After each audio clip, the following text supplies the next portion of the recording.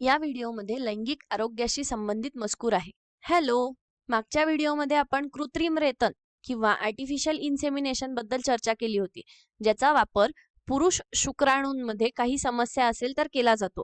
आणि त्यानंतर आपण युग्मक अंतःअंडनलिका स्थानांतरण किंवा गॅमेट इंट्राफेलोपियन ट्रान्सफर बद्दल चर्चा केली, जे एक असं तंत्र आहे ज्याचा वापर स्त्रीमध्ये अंडमोचनाच्या प्रक्रियेत समस्या असल्यास केला जातो. तर या व्हिडिओमध्ये आपण अशा काही तंत्रांबाबत बोलणार आहोत जी स्त्री जोडीदारामध्ये फलन किंवा भ्रूणाचे रोपण यामध्ये काही समस्या असल्यास मदत करतील. ठीक आहे, तर आपण अशा परिस्थितीची कल्पना करूया ज्यामध्ये एक स्त्री दरमहा पूर्णपणे निरोगी अंडमुक्त करते. अंडमोचन होण्यामध्ये कोणतीही समस्या नाही, परंतु तरीही ती गर्भधारणा करू शकत नाही. तर अशा परिस्थितीत फलनामध्ये समस्या असू शकते.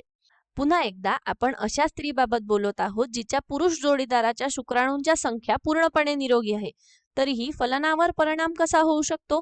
तर काही स्त्रियांमध्ये अंडनलिका किंवा फॅलोपियन ट्यूब काही ठिकाणी अवरुद्ध असू शकते. अशा परिस्थितीत शुक्राणू अंड्यापर्यंत पोहोचू शकत नाही आणि म्हणूनच फलन होत नाही. किंवा कधी कधी गर्भाशयातील किंवा अंडनलिकेतील सामू म्हणजेच पीएच असा असतो की शुक्राणू जिवंत राहू शकत नाही आणि त्यामुळे अंड्याचं फलन होऊ शकत नाही. मग आपण काय करू शकतो? तर 1970च्या दशकात शास्त्रज्ञांनी स्त्रीच्या शरीराबाहेर अंड आणि शुक्राणूचे फलन कसे करावे हे शोधून काढले होते.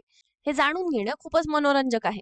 हो, आईच्या शरीराबाहेर ही प्रक्रिया अंडाशयाला संप्रेरकाच्या टोचण्याने उत्तेजित करून सुरू होते, जेणेकरून अंडाशय एकापेक्षा जास्त अंडी मुक्त करेल, जे सामान्य नाही परंतु या प्रक्रियेसाठी अत्यंत आवश्यक आहे, जेणेकरून फलनाचा दर किंवा यशाचा दर वाढवता येईल. त्यानंतर या अंडपेशी शस्त्रक्रियेद्वारे एका पिट्री डिशमध्येच म्हणजेच काचेच्या बशीमध्ये काढल्या जातात, जिथे या अंडपेशी पोषक द्रवणात शुक्राणूंसोबत ठेवल्या जातात आणि तिथे स्त्रीच्या अंडनलिकेसारखीच परिस्थिती निर्माण केली जाते. यशस्वी फलनानंतर एकपेशीय युग्मनजाची वाढ 8 पेशींच्या अवस्थेपर्यंत म्हणजेच 8 ब्लास्टोमियर अवस्थेपर्यंत किंवा कधी कधी त्यापेक्षाही कमी होऊ दिली जाते आणि त्यानंतर त्याचं स्थानांतरण केलं जातं. ही 8 ब्लास्टोमियर अवस्था आहे आणि या अवस्थेत त्याची अत्यंत काळजीपूर्वक निवड केली जाते आणि स्त्री जोडीदाराच्या एकतर अंडनलिकेमध्ये किंवा गर्भाशयात काळजीपूर्वक स्थानांतरण केले जाते. जर अंडनलिकेमध्ये स्थानांतरण केलं तर त्याला युग्मक अंतःअंडनलिका स्थानांतरण किंवा झायगोट इंट्राफॅलोपियन ट्रान्सफर म्हणजेच झिफ्ट म्हणतात आणि जर गर्भाशयात केलं तर त्याला अंतर्गर्भाशयी स्थानांतरण किंवा इंट्रायुटराईन ट्रान्सफर म्हणतात.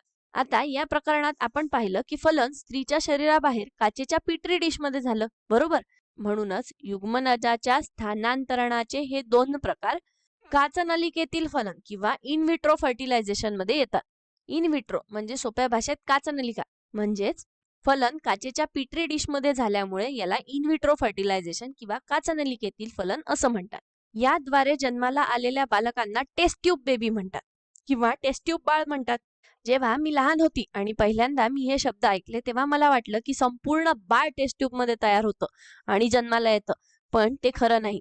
जसं आपण आधी शिकलो की 8 ब्लास्टोमियर अवस्थेत ते स्त्रीच्या शरीरात स्थानांतरित केलं जातं. पण आपण या टेस्ट ट्यूब मध्ये किंवा प्रयोगशाळेत पूर्ण बाळ का वाढवू शकत नाही? याचं कारण असं आहे की जगात आतापर्यंत असं काहीही निर्माण झालेलं नाही जे गर्भाशयासारखी किंवा युटरस सारखी परिस्थिती प्रदान करू शकेल. किंवा मी असं म्हणेल की आतापर्यंत कोणतंही कृत्रिम गर्भाशय किंवा आर्टिफिशियल युटरस तयार झालेलं नाही. त्यामुळे जास्तीत जास्त काही पेशींच्या अवस्थेपर्यंत युग्मनज किंवा भ्रूण बाहेर विकसित होऊ शकतं, परंतु त्यानंतर वाढ आणि विकासासाठी त्याला जिवंत गर्भाशयाचीच गरज असते. आता या टेस्ट ट्यूब बाळांबाबत बोलताना तुम्हाला जगातील सगळ्यात पहिलं टेस्ट ट्यूब बाळ कोणतं आहे हे जाणून घ्यायचं आहे का? तर त्या आहेत मेरी लुईस ब्राउन. यांचा जन्म 25 जुलै 1978 रोजी पॅट्रिक स्ट्रेप्टो आणि रॉबर्ट एडवर्ड्स यांच्या चमत्कारिक कार्यामुळे झाला आणि त्यांच्या या महान योगदानामुळे त्यांना 2010 मध्ये शरीरशास्त्र किंवा फिजिओलॉजी या विषयातील नोबेल पारितोषिक देखील मिळाले. आता मला सांगा, भारतातील पहिले टेस्ट ट्यूब बाळ कधी जन्माला आलं असं तुम्हाला वाटतं? तर अवघ्या 67 दिवसांनंतर.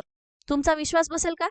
भारतातील पहिलं टेस्ट ट्यूब बाळ कनुप्रिया अग्रवाल ज्यांचं टोपण नाव दुर्गा होतं त्यांचा जन्म 3 ऑक्टोबर 1978 रोजी झाला आणि त्यांचा जन्म डॉक्टर सुभाष चॅटर्जी यांच्या महान कार्यामुळे झाला. आता ते भारतातील त्या काळातील शास्त्रज्ञांच्या खूप पुढे होते, त्यामुळे त्यांच्या कामाला मान्यता मिळाली नाही. आणि इतकंच नाही तर तत्कालीन वैज्ञानिक समुदायाने त्यांच्याकडे पूर्ण अविश्वासाने पाहिले. त्यामुळे जिथे एका बाजूला इंग्लंडच्या शास्त्रज्ञांचे कौतुक झाले आणि त्यांच्या कामांना मान्यता मिळाली, तिथे दुसरीकडे भारताच्या डॉक्टर चॅटर्जींच्या आयुष्याला क्लेशदायक वळण मिळाले. ते इतके क्लेशदायक झाले की त्यांनी आत्महत्या केली. त्यांची जीवनकथा खूपच शोकांतिका आहे, पण ती एक अतिशय मनोरंजक कथा आहे की आणि मला खात्री आहे की तुम्हाला त्याबद्दल वाचायला आवडेल. तर यासह शास्त्रज्ञांनी फलनाची समस्या सोडवली. म्हणजे जर स्त्रीच्या शरीरात फलन होत नसेल तर आपण ते बाहेर करू शकतो आणि आता आपण त्याला काचनलिकेतील फलन किंवा इन व्हिट्रो फर्टिलायझेशन म्हणतो, बरोबर. आता काळाबरोबरच ही तंत्र अधिक प्रगत झाली आहे आणि शास्त्रज्ञ अधिक सखोल समस्या सोडवण्यास सक्षम आहेत.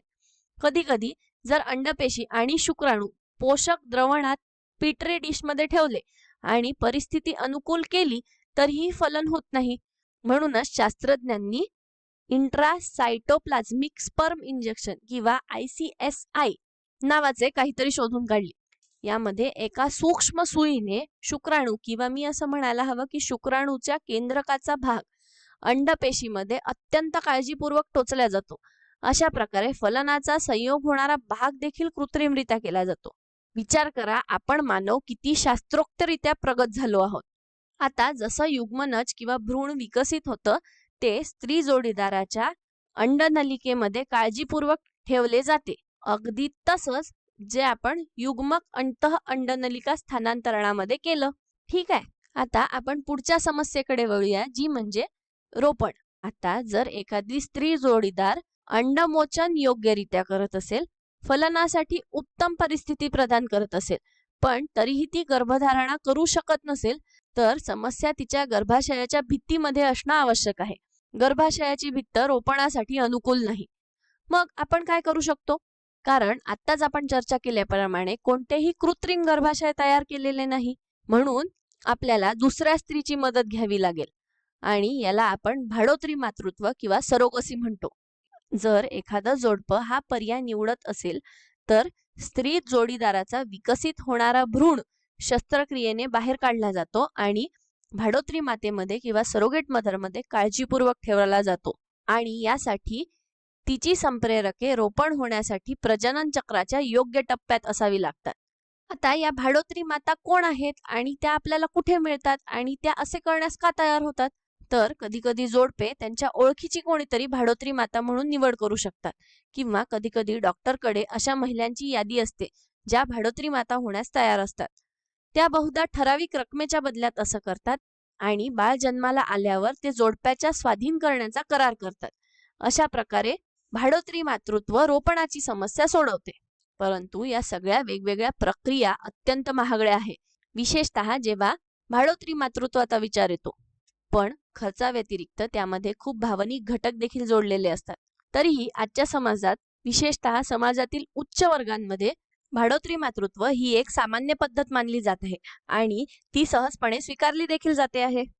पण फक्त विवाहित जोडपेच का? आजकाल समाजात जर एखाद्या पुरुषाने लग्न न करण्याचा निर्णय घेतला पण त्याला स्वतःचे बाळ हवं असेल तर कृत्रिम रेतन आणि भाडोत्री मातृत्वाच्या मदतीने ते आपलं बाळ मिळवू शकतात. शेवटी संतती प्राप्त करणं हेच अंतिम ध्येय आहे, बरोबर. आणि आपण चर्चा केलेल्या या सगळ्या वेगवेगळ्या प्रक्रिया खूपच महागड्या आहेत. आता एखादे जोडपे असा खर्च परवडणारे असू शकते किंवा कोणी नसू शकते. त्यांची आर्थिक स्थिती कशीही असली तरी जोडपे नेहमी दत्तक घेण्याचा किंवा अडॉप्शनचा पर्याय निवडू शकतात.